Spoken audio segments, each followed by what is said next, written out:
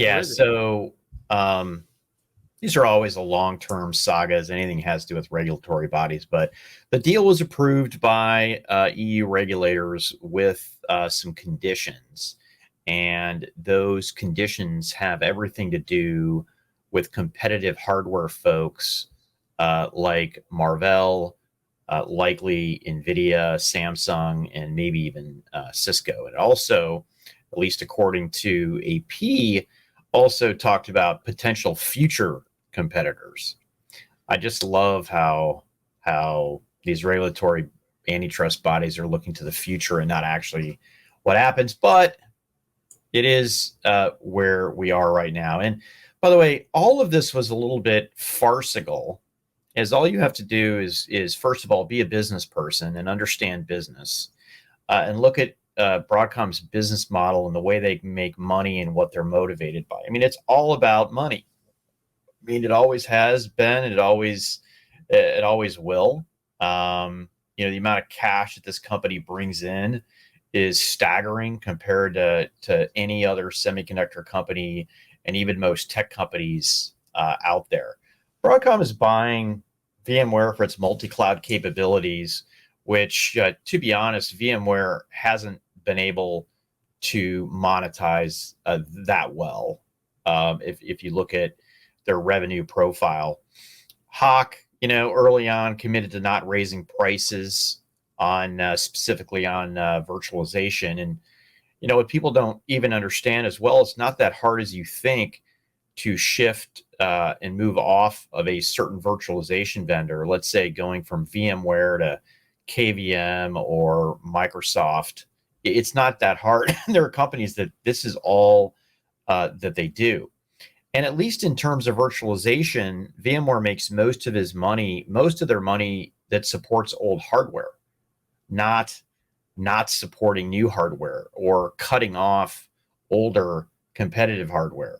And the last comment that I'll make about the monetization is, you make let's say $500 on a NIC card and $14,000 on VMware licensing.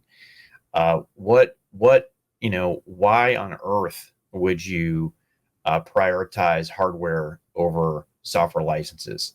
So I think this deal is going to go through, and I think it's just up. And I said this, I think, in the first video we did on this.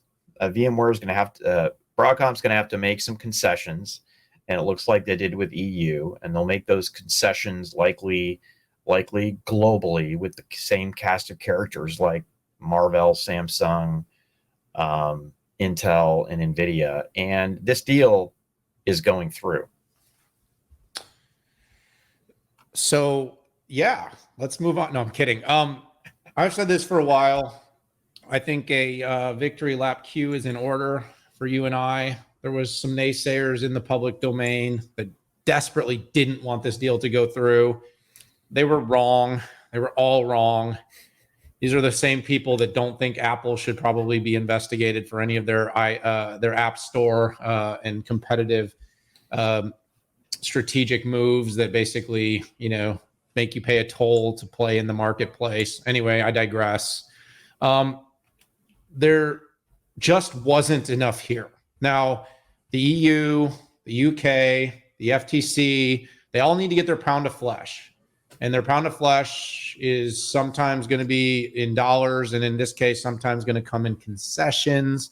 There are certain concerns. The Marvell concern is probably the most substantial, somewhat unrelated, but related, to make sure that there's competitive material provided for networking requirements.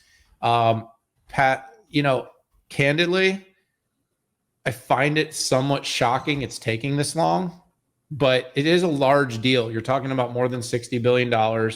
You're talking about a significant disruption, in a supply, in a channel, in the way customers consume this product. I'm gonna make another prediction. I know this probably won't make all the VMware fans happy. The company will be substantially more successful under Broadcom than it has been. And I'm not talking about success from a product adoption standpoint. I'm talking about the company's ability to make money. Hawk Tan, and if you haven't watched our 6.5 interview with Hawk, he's prolific in this particular area, and he's incredibly competent to look at a company. There's some interesting data points about like the number of employees at Broadcom versus the number of employees at VMware, and then the amount of revenue and then the amount of profit. I think you're going to see another version of this kind of wildly slimmed down organization. And I think VMware plus Broadcom, I could see a yield of 30% reduction in headcount. And I'm not saying that through a positive lens. I'm saying that through the lens of Hawk is going to find a way to move away from these kind of smaller EBITDA production. And he's going to be able to drive high dollar per share value in terms of EBITDA on the product. He's going to maximize the success of the strong products. He'll probably put out or put to rest in sunset some of the innovations that either hadn't taken off or didn't have longer term potential. But to your point, without getting down the whole path of why this is a good deal, this went through because it should. This went through because it wasn't anti-competitive in a substantial way. It got held up because of the size. Moving on, this deal, we're going to talk about it one more time probably when it actually gets done. Yeah. But the fact that we've had to talk about it this much. Well, here's what's so weird too, Dan, is that, they're a hardware company with a little bit of software buying more software, right? It's not like gigantic software company buying a competitive software company or a giant hardware company buying a competitive hardware company. This is so far out of the lens. It just absolutely makes no sense to me. It's just weird. And again, kind of gets into this just overall oddity of the regulators. Either they're looking at the wrong things and the wrong companies. They're looking in a crystal ball in the future, as opposed to wanton disregard for antitrust damages that already happened. And let's penalize those companies or maybe break them up into pieces or regulate them higher. I hate regulation, but when you have companies breaking the law like Apple, things really need to happen. And then the basic lack of understanding of business 101. I feel like I knew more about business when I was 22 than these East Coast educated Ivy Leaguers at the FTC and the DOJ. They just don't understand the reality of business. And it's a waste of taxpayer dollars. It's a waste of time, and it's inhibiting innovation. Yeah, no, absolutely. Look, the East Coast elites, I think is what you're kind of trying to say. Maybe. It's not, there were West Coast elites too. It's not just about that. It's about political agendas. And the problem is that, are we regulating or are we politicking? And are we punishing success?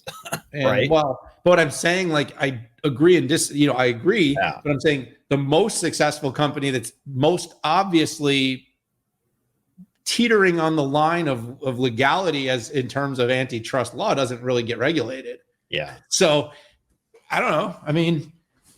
I guess there is a too big to be regulated that go with the banks. It's the JP Morgan of tech. So yeah. I don't know. It's interesting. It's going to be a really fun one to watch.